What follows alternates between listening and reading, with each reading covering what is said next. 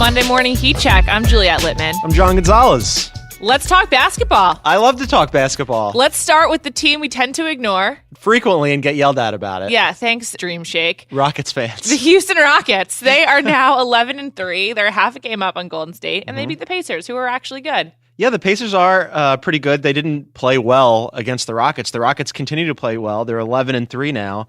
And it turns out James Harden is really good. James Harden, good at basketball. Good at basketball, continues to be good at basketball. He's pretty high up on the MVP rankings on NBA.com.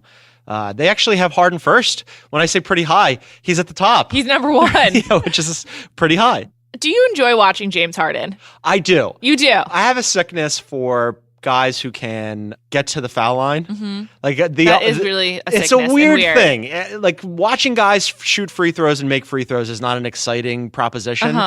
I like the art of like drawing fouls. And he's a master at it. In addition to being just really good at, passing the ball and making the right play offensively, not defensively. Defensively, he's still, sometimes James Harden and doesn't move his feet, but he's an amazing three-point shooter. All of the things that I like about the NBA game in terms of ball movement and stuff, he has. But that Euro step and him being able to draw fouls, it's an art form. I love it. I mean, it is certainly a skill. I mean, to be a top player, you have to be able to draw fouls. It's not as exciting for you? I wouldn't call it an art form. All right. He's so exciting for like the last 2 minutes of every quarter, but like the first 10, I'm just not that interested, which is part of my problem with the Rockets. And that's like the case against James Harden. He's amazing, yes, but he requires you to be like a glutton for punishment, basically. Yeah, no, that's me. I do like watching some of his teammates, though. Like, it's exciting to watch Clint Capella get better. Clint Capella from last year, we saw some flashes. All of a sudden this year, I mean, he's really having an amazing season, and to watch him work that two-man game with James Harden has been a revelation, really. It's cool. And that's like the kind of player James Harden needs for me to be more interested. Also, Eric Gordon is excellent. Killing it. So the big like elephant not in the room is Chris Paul because he's not playing. Yes. I feel like Chris Paul will hurt someone like Eric Gordon more than he will hurt someone like James Harden. I wonder, and I've mentioned this to you, and I put it in our little show outline. Are we sure bringing him back and incorporating him is a good idea? Well, what's the other option? Like, let's just be realistic. There isn't another option. But, like, if you could just press a button, if you're the Rockets, right? You look at the way things are going. The team is killing it. James Harden is having another fantastic season. His PER is through the roof. His true shooting percentage is through the roof. His usage rate, not surprisingly, he's getting a lot of usage rate. But the way that he makes that offense run. Sure. Again, still defensively not great, but the way he makes that team run right now, streamlined. Sure. If you could press the button and like maybe just undo the whole, I mean, it sounds crazy, right? Because he's Chris Paul. Of course, you'd want one of the great players on your team in a vacuum. But I wonder how it's going to upset things. Sure, absolutely. Also, he's not really like a new age player. Like, he's a very classic point guard, and this is a very futuristic team. Yeah. It's a clashing of styles, as you just alluded to. Yeah, and last year in the playoffs, we saw it with the Clippers. I mean, we saw it every year with the Clippers, but specifically with the Clippers last year against Utah, when things would start to stagnate a little bit, it was Chris Paul all the time everywhere. Right. And he just was taking over, and he was really good at it. I mean, he played well, but he didn't play well enough to just like one man will a team to a first round victory. And, part of that was owed to Blake Griffin going down, but really like it just wasn't enough for Chris Paul to be Chris Paul. And I wonder if he can take that step, if not back, then to the side. Sure. I wonder if he wants to. I don't know. He's been a great cheerleader on the side.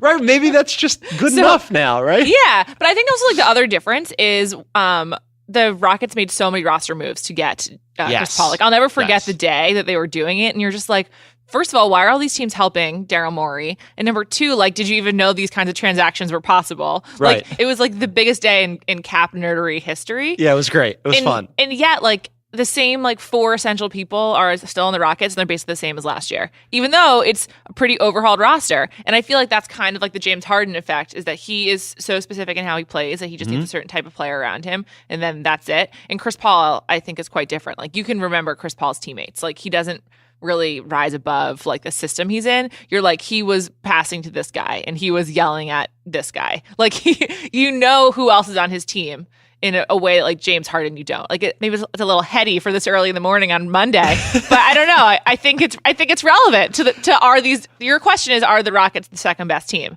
And I think it's important to think about those clashing of styles. Yeah, and look, to be clear, I mean, of course you want to welcome Chris Paul back in. If you have a chance to get one of the great all-time players and add him onto your team, especially when, they're already a good team. And I like their top-tier talent.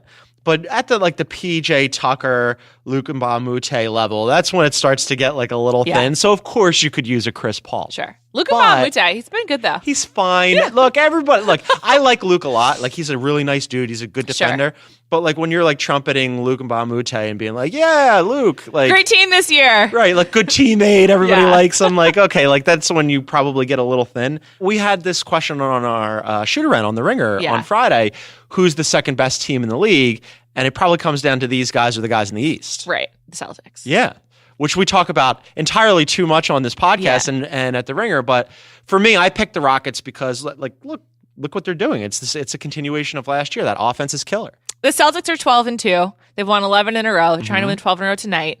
They did it without basically Al Horford and Kyrie Irving on Friday. They did it without Kyrie Irving on Sunday. Squeezed out a win on Sunday. Squeezed out a win by 1 over the Raptors. I think I picked the Celtics over the Rockets right now. You would? Yeah, for their defense. They're quite good on defense. Their defense is fantastic. In fact, they have the best defensive rating in the NBA. That game, too, like you said, they squeezed it out on Sunday where, we like the J team. Yes.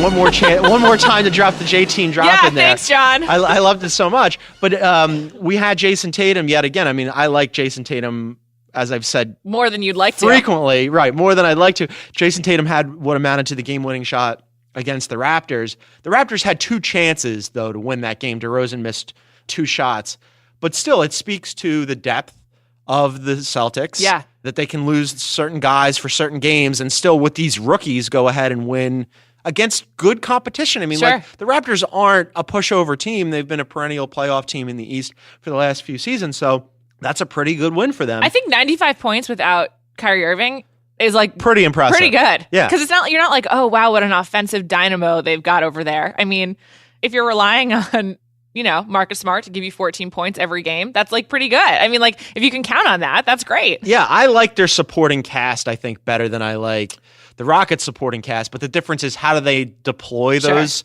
players? Like if you were just going to, in a vacuum, say, like, do I like the J team and Marcus Smart and Al Horford and those guys more than I like, say, Eric Gordon and Ryan Anderson and Trevor Ariza? Yes, but I really like the way the Rockets play. Now, you mentioned the Boston Celtics defense. Their defensive rating is considerably better than everybody else's defensive rating. They have a 95.4 defensive rating per 100 possessions.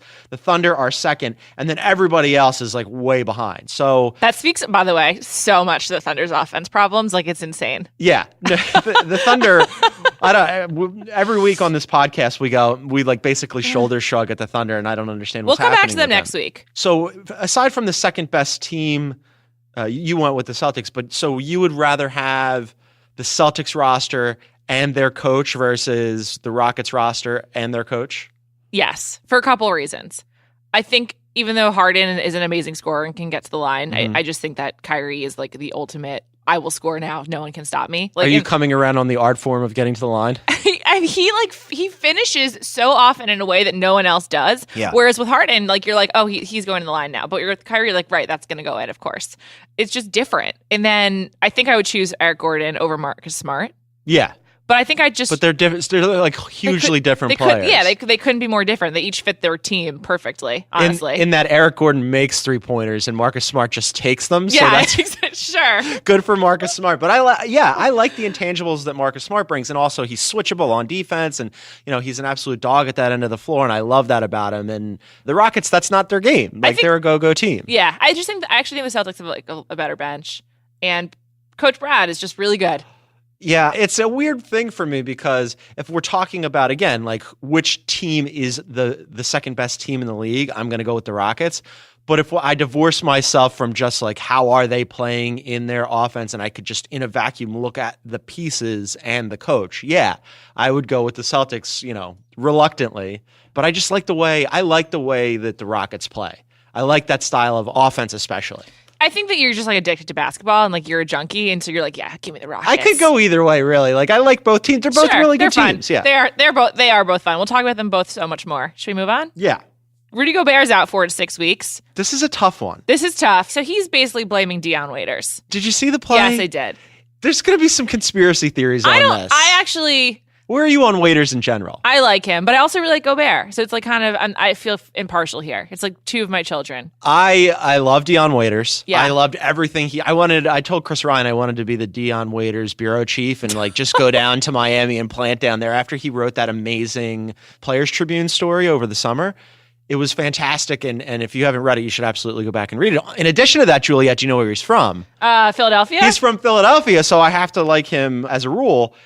The play was weird, though. He took a very odd route to that ball. Like, he deviated from a line that you would have otherwise expected him to be on and crashed right into Rudy Gobert's knee. And I would not call Dion Waiters a dirty player, but if you're a Utah Jazz fan, you're wondering. Yeah. I'm watching this on a GIF as we speak, just over and over and over again. Yeah. What do you think? It's a little curious, right? It's a little curious. He kind of like throws his body, but I don't think he's like, I'm going to take out his knees. It's more like, I'm just going to protect the ball kind of thing. I don't think Dion Waiters would have wanted to injure Rudy Gobert and have him out 4 to 6 weeks. But it was a weird path that he took. It was a real like football, like I'm going to block you kind of play. I don't know how it happened or why it happened, but it did happen. And all of a sudden the Utah Jazz, that's really bad for them, as it turns out, Juliet. They need Rudy Gobert because that team, game to game, I'm not sure what to make of them. They're using Ricky Rubio, who I love, who's my favorite player and has been for a long time. They're using him as all of their offense, which you generally do not want to do offensively. Sure. Yeah, Danny wrote about this as well, with one of the best headlines in the history of the Ringer. Scared, shotless. I think the Jazz are bad in their conference. They are not good enough, and that's not a surprise. Like, believing in Ricky Rubio is a bigger stretch than being like, oh, right, the Jazz aren't that good. I won't have any Ricky Rubio slander on this podcast. It's just not the kind of player he is. He can't. That's true. He can't be responsible for scoring. Like that can't be his primary function. Not known as a shooter, as it turns out. Defensively, though, this is a huge hit for them because that was where they were winning games. They were the third best defensive rating in the NBA with Rudy Gobert on the floor. Yeah, I mean, he's just like, he alters shots. He does, in fact, alter shots. And now you've got Derek Favors who's going to have to eat up a ton of minutes. And Derek Favors was fine in the NBA like 3 years ago, but he's had some injury issues. He's not a rim protector like Rudy Gobert is. Nobody is really. That's a big loss for them because that's defensively where they were going to win games. I guess now you've got to like really get after it, quote, offensively. You've got Ricky Rubio and Donovan Mitchell has gotten a lot of run for them, and I guess they're still hoping that Rodney Hood is going to be something. Donovan Mitchell is good. I like Donovan Mitchell. Shout out to Louisville. Yeah, he was my pick for Rookie of the Year. Well, like outside of the main guys, like sure. we had like who's going to be your rookie surprise this year, and Donovan Mitchell was my rookie surprise. I just think that Gobert is their only legitimately good player. Like everyone else is like, yeah, we can make this work. Like Rodney Hood, been making it work for several years now. Right. Favors is good, but like not like, a cog. Here's when you know you've got issues. Over the summer, after Gordon Hayward left, their number 2 priority was Joe Ingles. And if you watch the Jazz broadcast, the announcers love Joe Ingles. They love Joe Ingles. They're just like, everyone in Utah is just amazed by Joe Ingles. And he is like essential. He's probably their most essential player, more than Gobert. Joe Ingles is fine. But I think when like you're getting super charged up about getting Joe Ingles to come back, yeah, it's a problem. Then when you should probably take a step back and what are we doing here? So I think we need like a new category in the NBA of not like the MVP, like the Stephs, the LeBrons, maybe the Giannis's, but like the most essential player. The most essential to what their team does. Like it's the Draymond Green Award, basically. Because Draymond is not Steph or KD, but as we saw in 2016 and in some earlier games this season, Draymond is the most essential to the Warriors' success. Like he makes them unbeatable. Yeah, and I think that's a fun idea. Do you have, because I have a couple that I would run through here. Okay. Not to be predictable and like mention the Portland Trailblazers, but I would throw Dame Lillard in that mix. But also, like, look at the San Antonio Spurs. Like, they're still the Spurs, right? But Kawhi takes them from being the Spurs and they're going to be in the playoffs and they're going to be, in the mix and they're fine, to being, hey, yeah, this is a team that could potentially challenge in the West. Sure. I feel like the difference between like a Kawhi type player and a Draymond is like someone who is a paradigm shifter who won't necessarily be fully appreciated in their time, but they'll become like an archetype. And I just feel like Kawhi is more like, yes, he's top 5 player. So we have to take. So it has to be like not a top 5 player then. Okay. Kinda. That's sort of what I'm getting at. Because like I think with the Celtics, like is like Al Horford like their most essential player. I mean, it's still probably Kyrie, but like without him, do they struggle more? Like, do they lose to the Raptors if they have Irving but not Horford? So this is an interesting thought experiment because then you would look at like a team like the Knicks and go, okay, well, like Kristaps is getting a lot of love. He could potentially one day be a top 5 player. He's certainly the most essential right now. Hands down. You take Kristaps off that team and the all Knicks L's. are really like, all L's. And they have 5 already. So I just feel like there needs to be a new tier to appreciate greatness that's not like being like the kill shot. Like, of course, Kevin Durant is Kevin Durant. Like, It's not fair to compare all the other players to him who are like also extremely important. It's sort of like a regular season award. I know that all awards are regular season, but it's sort of like night in, night out. Like, who gets you to like the 5th seed on your team? I like this essential idea. We'll have to revisit this. Yeah, as the season goes. I just feel like we too quickly jump into the MVP race, and then there's like no room to talk about all these other like exciting players. This is one that maybe we'll throw into the mix because right now we had said previously like the Charlotte Hornets are like a, I don't know, kind of sort of interesting team, and Kemba gets a lot of love on that team. They're about to get Nick Batum back, and I think Nick Batum is a hugely underrated player. I loved him in Portland. I loved him on that team. Yeah, like I would like to see what the Hornets look like. Jeremy Lamb has gotten a lot of run for them. They brought Malik Monk back in, but they're going to get Nick Batum back ostensibly on Wednesday. And he does all of those little things as a wing that you'd want. He moves the ball really well. He rebounds. He pushes the floor. Like, I love Nick Batum for all those reasons. So maybe he's in that Draymond mix. Sure, maybe. The Hornets are bizarre. Just like a bizarre team. They are a bizarre team. But definitely overachieving right now. I have love for Nick Batum. I think there's a lot of Kemba love out there. Like a lot. A lot of people are like, yeah, I love Kemba Walker. Where are you on Kemba? I like him. He's got good swagger. Yeah, he's good. He's fine. He's good. He's like, he's not as good as many in his cohort, but he's still good. Let's move on. Real or not real? Oh, yeah. We got some good ones this week. I'm excited. Yeah. So LeBron is really high on Dennis Smith Jr. Super high. After playing the Mavs, and he said so. Here's his quote. The Knicks passed on a really good one. And Dallas got the diamond in the rough. He should be a Knick. It's going to make some headlines, but he should be a Knick. But Dallas is definitely, I know they're excited that he didn't go there. So I love Dennis Smith Jr. I wrote about him on The Ringer. I think he's a really good player. He's super athletic. I think he's got a better understanding of the game than maybe a lot of people give him credit for. Sure. He's right now fighting his own Dennis Smith Jr. demons because he's so athletic and he wants to dunk on people all the time, and he has to sort of rein that in. And we're starting to see that now where he's playing with more within like the confines of the offense. Not like that's manifested in itself in wins and losses wins for the Dallas Mavericks, but I like him. I think that the shade thrown at Frankie Smokes here though is very interesting. Yeah, and then the Knicks started rallying around him, which Enes is Kanter, okay, and so Kristaps. They were like really pissed, and then LeBron weighed in again today because they were playing. Well, I missed the update. What did he say? Via Rachel Nichols on Twitter, for clarification of people who just live in a box, and for Enes Kanter, who always got something to say, I don't know what's wrrong with him. I love it. I'm glad that this has devolved into LeBron versus Kanter. That's a weird thing. Normally, like, gripes and fights go up, not down. You're LeBron. Like, how is Enes Kanter even on your radar? Don't beef down. Right, yeah. How is Enes Kanter on your radar?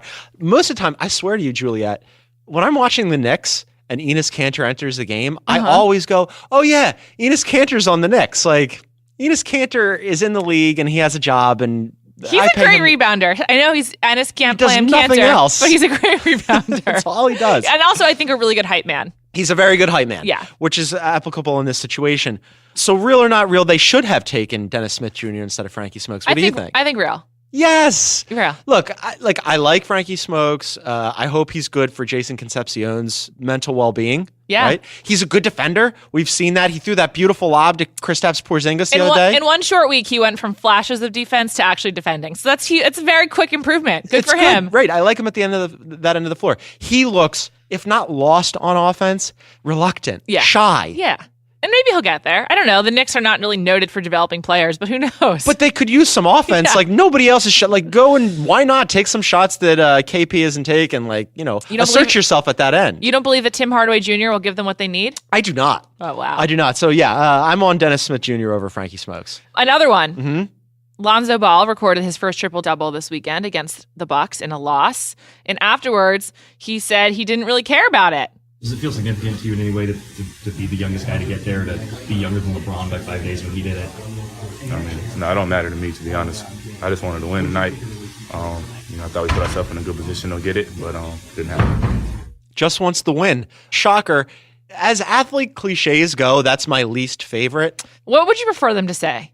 I mean, of course, that's what he's going to say, right? My problem with this quote, first of all, I'm not real on this. I think that he was excited about getting the triple-double and just sort of like decided to take the very stoic, monotone athlete company line on this one. But is there a bigger gap? This is my problem with Lonzo Ball in general. Is there a bigger gap between the amount of attention he gets and the personality that he actually is? He's kind of a boring human being. Super boring, but he's also like a basketball test tube baby. He's like been bred to do this, so he knows all the predictable lines. Yeah. And all of the ones that he shouldn't say have been beat out of him. And I just want to say, rather, if you were rooting for the Ball family, you'd rather him be giving bad quotes than shoplifting in China. I was going to say too soon. It's not. They got to figure out how to get those kids out of China. It's actually not funny. Like it was like sensational, but I'm actually worried for the 3 UCLA players then. I have seen enough movies about Chinese prisons to know that you don't want to be in one. There was Spy Game when Brad Pitt has to liberate his paramour from Soochow prison, I believe. Soochow, shouts to Soochow. And also, what was the other one? Broke Down Palace, I believe, is in Southeast Asia, though. Okay. Not China. But that's a great movie with Claire Danes. No, you don't want to go to a foreign country prison, or prison in general. No, avoid prison if possible. Well, the last one, this is wild. Rick Carlisle is basically not playing Nerlens Noel. He had 6 minutes against the Wizards. He had a DNP CD versus the Cavs and 2 minutes versus Oklahoma City. This is a guy who declined an extension and decided to play for a new contract this year. So he's in a contract year. And the Sharks went to the Mavs game on Saturday night, and he got this quote in his piece posted yesterday, Sunday, from Rick Carlisle. Look, minutes have to be earned. At this point, if it's between him and Salah Mejri, Salah has earned the minutes. There's no doghouse here. There just isn't. It's pretty simple. You compete, and if you earn minutes, you get minutes. And if you got to compete to keep them because it's a competitive situation. It's competitive. So, you don't say. So real or not real that it's actually about minutes earned and that Rick Carlisle doesn't actually hate Nerlens Noel. For me, Rick Carlisle hates Nerlens Noel. He's clearly pissed off about what happened. Look, Nerlens, I saw them when they were in town. I talked to Nerlens about it. I know him from when he was at the Sixers. He tried to be a good company dude about it, but there's obviously some friction there. Nerlens made a mistake. I like Nerlens. I think he's got a really good game. He had a 4-year, $70 million offer on the table, and he bet on himself. He bet poorly. He really did bet poorly. I think the thing I believe the least, though, is that there's no doghouse. Of course there's a doghouse. And yes! He's in it. He's redecorating. He's there so long already. He has decorated it and then climbed underneath he's dug underneath the doghouse, and now he's renovating the sub-basement to the doghouse. Juliet, 6 minutes versus the Wizards, 2 minutes in this past game against OKC. He caught a DNP CD against the Cavs. It could not be more glaring if Rick Carlisle put it up in lights. I don't like you, Nerlens Noel. Nerlens Noel is the Dallas Mavericks have 2 wins. 2. They've played 14 games. That's tough. You're telling me that Nerlens Noel can't help you on the floor? Of course he can. There's obviously something going on here. I'm dying to know what it is. It's also like 2 things. One, I guess the Mavs are tanking, and that's fine. I feel like Dirk can't be happy with what is presumably his last season. It's like hard to watch Dirk now. It's not fun. Not riding off into the sunset. No. Unless it's on a jazzy scooter, because he does not move well. I know. And he just like shouldn't even try to play defense. Like he should just stand aside. He should just play 4 people. He never really kind of played defense, but he moves like the mummy. He doesn't really have lateral movement anymore. They did, which by the way, for Halloween, the Mavs did an in-house production of Dirk Nowitzki as a mummy. And I thought it was really amazing. And I don't know if that was just supposed to be a Halloween promotion or like spoke to the greater movement of Dirk Nowitzki these days because he sort of like lumbers around the court. Not good. Not good for the Mavericks. They're not fun. They're not pretty. And it's a bad way for Dirk to go out. Put Nerlens on the floor. Yeah, or trade him or something. Something. Let's move on to the heat check. Boom shakalaka! He's heating up. He's on fire. I love it. NBA Jam. So in this segment, it's our specific what's happening around the NBA that sort of heat check-ish. You want to go first? Sure, I would love to. I'd like to talk about Mr. Jordan Clarkson, who for like 1 year people were really into. Just for 1 year? In Los Angeles. When they were like, it was like 2 years ago, and people were like, yeah, this guy's going to be good. Okay, here's Jordan Clarkson talking about his motivation, what keeps him trying to stay winning and all that. The females, you know what I mean? I love women. They don't like you when you're down.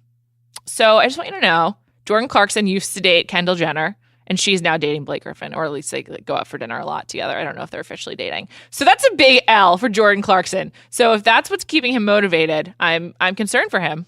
Is it an L because, like you said, Kendall, like he had previously dated Kendall Jenner, now Kendall Jenner's traded dating to a bigger star here in LA. Yeah, I mean, like he's farther down the NBA pecking order than Blake Griffin, right? Yeah, I think the Lakers should trade him. Jordan Clarkson? I think you could get something back for him. I'm actually kind of surprised that Jordan Clarkson didn't fall into the Lou Williams role from last year. He kind of is in that role, but He's on a not limited bad. minutes basis. Like Lou Williams was getting more run last year and being more productive in that limited time on that second unit as the instant offense scorer. Jordan Clarkson provides that same kind of thing, but he's playing like roughly, 21, 22 minutes a night. I like Jordan Clarkson fine. Not sure about his motivation, but you got to do you. Who knows? I think he just needs to maybe check himself a little bit. A little bit. Yeah. That goes with maturity. Also, he's in LA and not surprising. Maybe it was an off-the-cuff remark. He gave that quote to Tanya Tanguli from the LA Times. So maybe like they know each other. Maybe it was just like sort of an off-the-cuff Come on, thing. Jordan. Never let your guard down. That's another heat check then. Don't let him see you sweat. Mine, I'm not sure how I feel about this. Might be a little too soon to get back to Chinese prisons. The Bucks.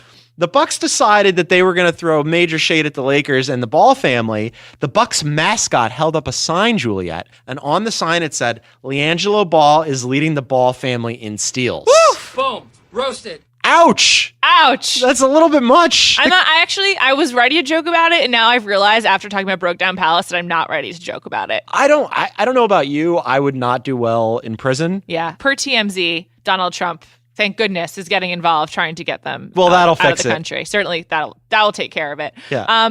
Prison is really scary. It's no joke, and I can only imagine in China. Foreign or domestic. Yes, it's No, thank you. really bad. Seriously, good luck to those kids. I hope they get back to America. Yes. Also, kids, don't shoplift. Don't shoplift. Correct. I think the Bucks in general, I'm putting the whole team kind of in like the heat check box. Yeah? They're good, but I think we overestimated them a little bit. I think Bledsoe will be really good for them. Love Bledsoe with them. They're fun. Excited That's about fun. it. Yeah. But I feel like that'll take just like a minute to sort of really They'll take work it hold. out. Yeah. They'll be fine. I mean, for all the Bucks fans who are like, yeah, I wouldn't trade Malcolm Brogdon for Eric Bledsoe. You didn't have to, but maybe come you wish on. you did. I mean, like it's fine. Like they have extra talent now, and that's good. But like, let's not say that Malcolm Brogdon is even in the same category of player as Eric Bledsoe. Certainly not. What seed would you give the Bucks right now in the playoffs if we're jumping ahead? Like, where do you see them? 4? 5? No, I think they're probably going to be in that bottom 4 in the East category. I mean, Okay. I think for me, it's in the top 4 in the East is still going to be the Celtics, the Cavs, the Wizards, and probably the Raptors. So you're going to go I'm Raptors chalk 4. on this. I'm Okay. chalk on the top Okay. 4 in the East. Just wanted to take. Pretty static. I agree with you. I just think the Bucks are too young and inconsistent to be a top 4. I like the Bucks, and I think they're going to be in that mid-tier mix, and maybe they have an upset in the first round, or maybe they make it through the semis and surprise some people. But it all depends. You're going to get Jabari Parker back. How does Jabari Parker look with Giannis and with Bledsoe and with Chris Middleton? But they've got enough talent now to make some waves in the East. So yeah, I like the Bucks. Cool. Me too. Why not?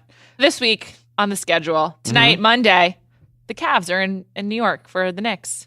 Frankie Smokes revenge against LeBron James. I hope so. I'm excited to watch Porzingis against LeBron. I just feel like LeBron will want to like stake his territory. I'm like, no, it's still my league. Like, back down, dude. But I'm excited to watch them go up against each other. Enes Kanter, all the revenge rebounds he can handle. It's exciting. Also on Wednesday, we've got the Spurs and the T-Wolves.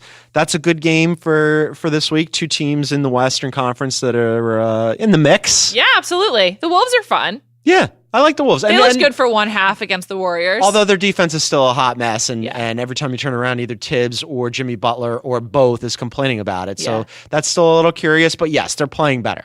Warriors at Celtics. That's what you want to see. Yeah. We previously had said we know who the best team is, of course. Are the Celtics the second best team? Let's see them against the best team. I also think that Coach Brad is the best game planner against the Warriors. That's on Thursday night. It's a national TV game. Yeah, hands down. He prepares the best for them. And I'm excited for the Warriors to go against the best defense. Something to see. Work for it, guys. We like basketball. There's some good games coming up. We really do. This has been a fun one, Gonzo. Always. We'll be back next Monday. I can't wait. Anything